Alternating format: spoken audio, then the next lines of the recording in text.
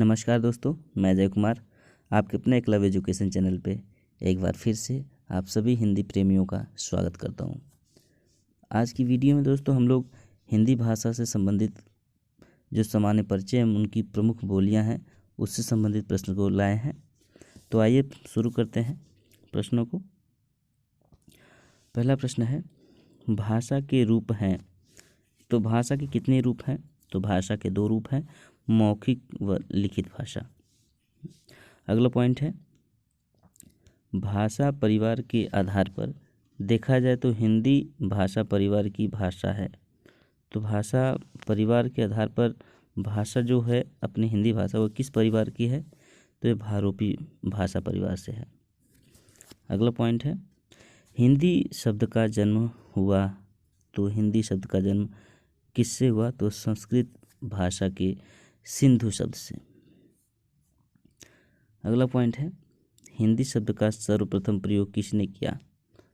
तो हिंदी भाषा का सर्वप्रथम प्रयोग ईरानियों ने किया, जो ईरान के निवासी थे। आगे देखते हैं,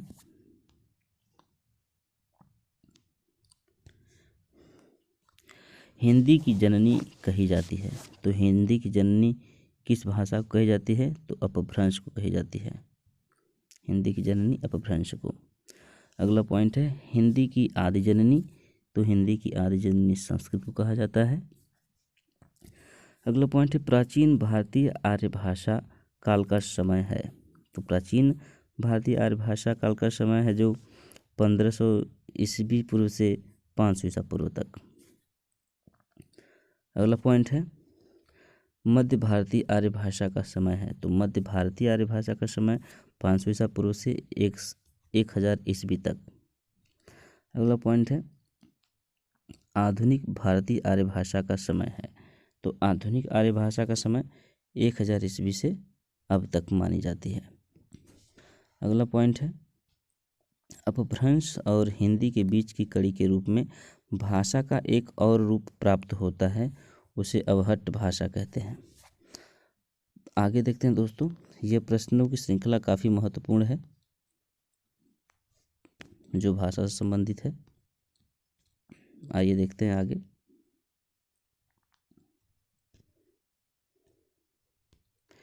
रहीमन चुप है बैठिए, देखी दिनन को फेर। तो यह सममात्रिक छंद जिसके प्रत्येक चरण में 24 मात्राएं हैं और प्रत्येक चरण में 11 एवं 13वें पर यति होती है, इसे रोला छंद कहते हैं। दोस्तों अगला प्रश्न देखते हैं, अवहट्ट नाम स्पष्ट रूप से उल्लिखित मिलता है। तो अवहट्ट का नाम स्पष्ट रूप से विद्यापति की कीर्तिलता में मिलता है। अगला प्रश्न है, बौद्ध धर्म की भाषा या बुद्ध भगवान ने उपदेश दिया? तो इन्होंने पाली भाषा में उपदेश दिया था। बौद्ध धर्म का जो भाषा था वो पाली भाषा था।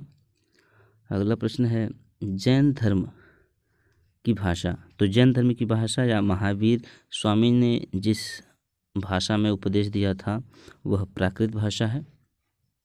अगला पॉइंट है, आकृति या रूप के आधार पर हिंदी भाषा है। तो आकृति मूलक के आधार पर हिंदी भाषा वियोगात्मक या विश्लिष्ट भाषा है। अगला पॉइंट है, राजभाषा का सामान्य अर्थ है। तो राजभाषा का सामान्य अर्थ राजकाज की भाषा होती है। आगे देखते हैं, राज्य या प्रशासन की भाषा को राजभाषा कहते हैं। मातृभाषा का सामान्य अर्थ होता है माता की भाषा।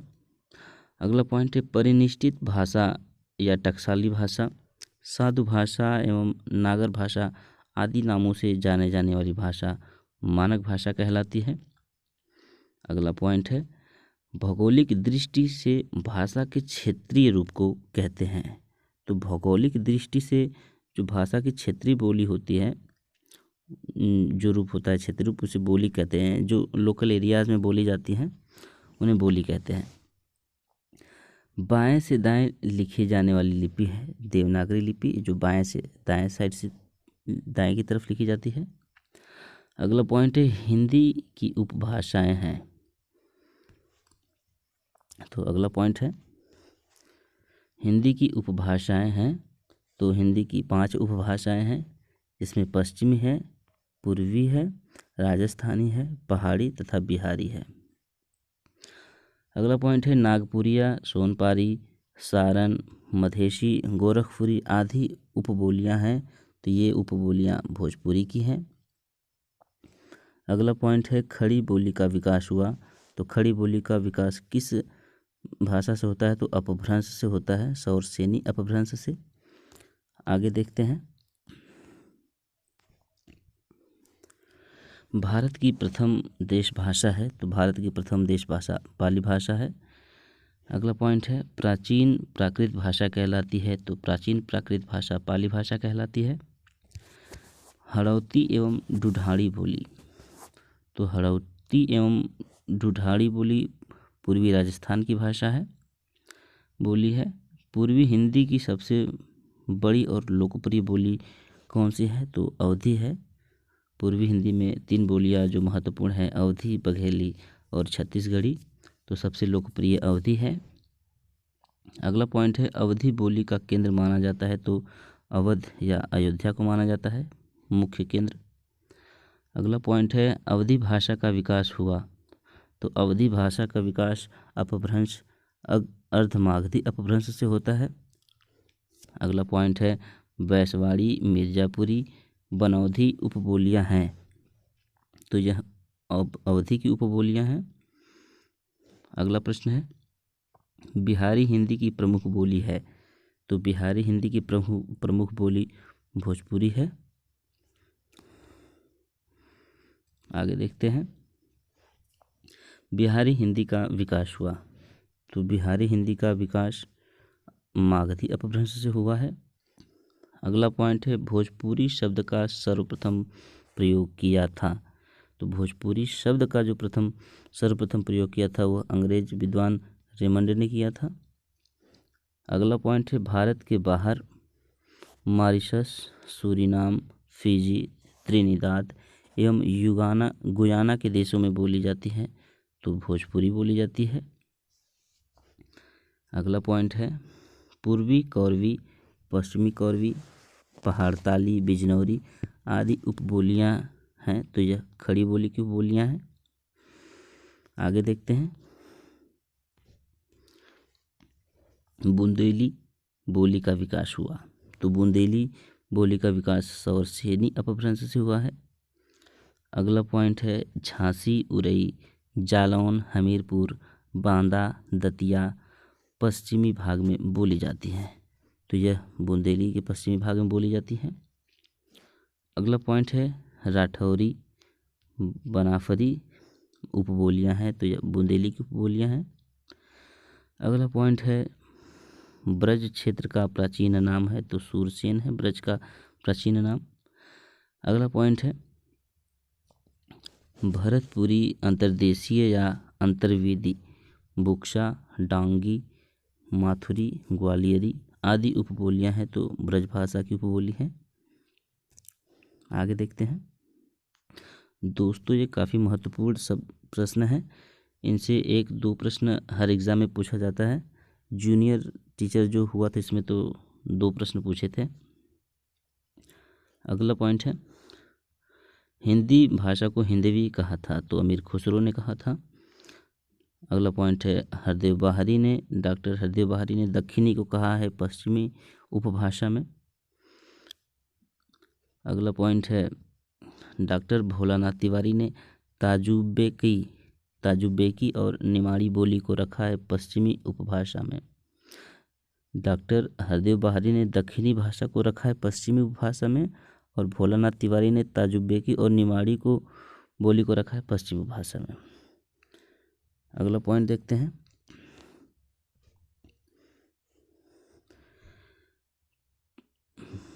पश्चिमी हिंदी व राजस्थानी हिंदी का विकास हुआ। तो यह सौरसेनी अपभ्रंश से हुआ है। अगला पॉइंट है राजभाषा का सामान्य अर्थ है। तो राजभाषा का सामान्य अर्थ प्रशासन या राजकाज की भाषा होता है। अगला पॉइंट है हिंदी को संवैधानिक रूप से भारत की राजभाषा घोषित किया गया। तो यह 14 सितंबर 1949 को भारत की राजभाषा घोषित किया गया था। अगला पॉइंट है हिंदी दिवस मनाया जाता है। तो हिंदी दिवस 14 सितंबर को मनाया जाता है। अगला पॉइंट है राजभाषा हिंदी को संवैधानिक मान्यता मिली। तो हिंदी को संवैधानिक मान्यता 26 जनवरी 1950 को मिली थी। आगे देखते हैं हिंदी भाषा लिखी जाती है। तो हिंदी भाषा देवनागरी लिपि में लिखी जाती है। अगला पॉइंट है देवनागरी लिपि को कहा जाता है। देवनागरी लिपि को नागरी लिपि भी कहा जाता है। आगे देखते हैं भारतीय संविधान और हिंदी। तो इसमें मुख्य पॉइंट है भारतीय संविधान के भाग 17 के अनुसार राजभाषा हिंदी भाषा होगी। अगला पॉइंट है अनुच्छेद 343 से 351 में उल्लेख किया गया है कि राजभाषा हिंदी होगी। अनुसूची 8 में भाषाओं का समावेश है जिसमें 22 भाषाएं हैं। अगला पॉइंट है अनुच्छेद 343 में भाग 1 के अनुसार राजभाषा होगी हिंदी भाषा। अगला पॉइंट है भाग 5 के अनुच्छेद 120 में उल्लेख किया गया है संसद में प्रयुक्त भाषा का। आगे देख लेते हैं भारतीय संविधान के अनुसार अनुच्छेद 210 में निर्देशित है विधानमंडल में प्रयुक्त भाषा के संदर्भ में प्रयुक्त है। अगला पॉइंट है प्रथम राजभाषा आयोग का गठन किया गया 7 जून 1955 को। अगला पॉइंट है प्रथम राजभाषा आयोग के अध्यक्ष थे बीजी खेर थे। प्रादेशिक भाषाओं का प्रावधान है। तो प्रादेशिक भाषाओं का प्रावधान किस अनुच्छेद में है? तो 345 में है। पत्रादि की राजभाषा का प्रावधान है।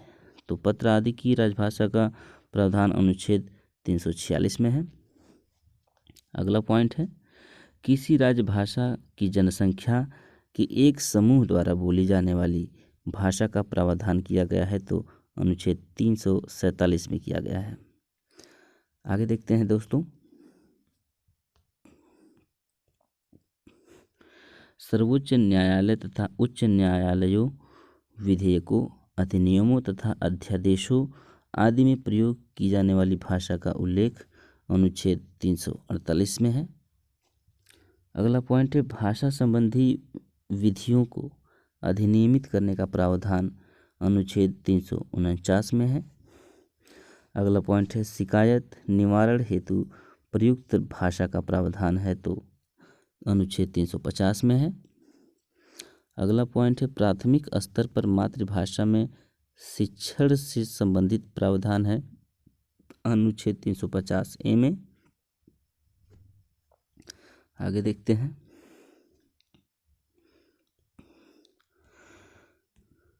भाषाई अल्पसंख्यक वर्गों के लिए विशेष प्रावधान का उल्लेख किया गया है अनुच्छेद 350B में। तो यह अल्पसंख्यक वर्गों के लिए विशेष प्राधिकार है 350B में। अगला पॉइंट है हिंदी भाषा के विकास के लिए निर्देश दिए गए हैं। तो अनुच्छेद 351 में निर्देश दिए गए हैं हिंदी भाषा के विकास के लिए। अगला पॉइंट है जिस भाषा के माध्यम से संपूर्ण राष्ट्र में विचार विनिमय एवं संपर्क स्थापित किया जा सके वह राष्ट्रभाषा कहलाती है। ये काफ़ी महत्वपूर्ण पॉइंट है। अगला पॉइंट है किसी क्षेत्र या प्रदेश या देश के ऐसे लोगों के बीच पारस्परिक विचार विनिमय का कार्य करें वह कहलाती है संपर्क भाषा। आगे देखते हैं कन्नौज बोली का विकास हुआ। तो कन्नौज बोली का शौरसेनी अपभ्रंश से विकास हुआ है। अगला पॉइंट है तमिल तेलुगु कन्नड़ मलयालम भाषा परिवार की भाषाएं हैं। तो यह द्रविड़ भाषा परिवार की भाषाएं हैं। अगला पॉइंट है जयपुरी बोली का स्थानीय नाम है। तो जयपुरी बोली का स्थानीय नाम ढूढ़ाड़ी है। अगला पॉइंट है मराठी भाषा का विकास हुआ। तो मराठी भाषा का विकास महाराष्ट्रीय अपभ्रंश से हुआ है। अगला पॉइंट है सिंधी भाषा का विकास हुआ है, तो सिंधी भाषा का विकास ब्राह्मण अपभ्रंश से हुआ है। अगला पॉइंट है लहंदा एवं पंजाबी भाषा का विकास हुआ है, तो पैसाची अपभ्रंश से हुआ है। आगे देखते हैं केंद्रीय हिंदी निदेशालय की स्थापना कब हुई, तो वर्ष 1960 में हुई। अगला पॉइंट है हरियाणवी या बांगरू बोली विकसित हुई, तो यह सौरसेनी अपभ्रंश से हरियाणवी और बांगरू बोली का विकास हुआ है। अगला पॉइंट है पंजाबी भाषा की लिपि है, तो पंजाबी भाषा की लिपि गुरुमुखी लिपि है। अगला पॉइंट है राघड़ी बोली है, तो राघड़ी बोली हरियाणा प्रदेश की है। अगला मुख्य पॉइंट है पुरानी हिंदी, उर्दू और अंग्रेजी के मिश्रण से उत्पन्न नई जबान है, तो हिंदुस्तानी भाषा है। अगला पॉइंट है ब्रज भाषा का केंद्रीय क्षेत्र है, तो ब्रज भाषा का केंद्रीय क्षेत्र मथुरा है। आगे देखते हैं जो काफ़ी महत्वपूर्ण पॉइंट है, हिंदी, मराठी, संस्कृत, नेपाली, कोंकणी, बोडो तथा डोंगरी इत्यादि भाषाएं देवनागरी लिपि में लिखी जाती हैं। ये काफ़ी महत्वपूर्ण है। एग्ज़ाम में पूछता है कि मराठी, नेपाली, कोंकणी, अक्सर तो ये तीनों पूछे जाते हैं। नेपाली को तो सब सोचेंगे कि नहीं इधर की नई भाषा है, तो काफ़ी महत्वपूर्ण है ये सब देवनागरी लिपि में लिखी जाती है। अगला पॉइंट है दक्षिण भारत में इसे नंदा नागरी कहते हैं, नंद नागरी। देवनागरी को दक्षिण भारत में नंद नागरी कहते हैं। अगला पॉइंट है नागरी टाइप बनाने का श्रेय। नागरी टाइप बनाने का श्रेय पंचानन तथा चार्ल्स विल्किंस को जाता है। अगला पॉइंट है 12 खड़ी सावरकर बंधुओं द्वारा प्रचलित की गई। 12 खड़ी सावरकर बंधुओं द्वारा प्रचलित की गई। और देवनागरी बांग्ला, तमिल, तेलुगु, मलयालम तथा गुरुमुखी लिपि का विकास ब्राह्मी लिपि से हुआ है। ये काफ़ी महत्वपूर्ण पंक्ति है कि देवनागरी, बांग्ला, तमिल, तेलुगु, मलयालम तथा गुरुमुखी लिपि का विकास ब्राह्मी लिपि से हुआ है, यानी इन सब की जननी ब्राह्मी लिपि है। तो दोस्तों आज की ये जो महत्वपूर्ण सेशन है आप लोगों को ज़रूर पसंद आएगा। अगर आप लोग नए हैं तो मेरे चैनल को सब्सक्राइब कर लीजिए और मेरे बेल आइकन को दबा लीजिए और लाइक कमेंट शेयर कीजिए। आपको मेरा वीडियो अच्छा लगता है तो अन्य दोस्तों को शेयर कीजिए। तो आज के लिए बस इतना ही। जय हिंद, जय हिंदी।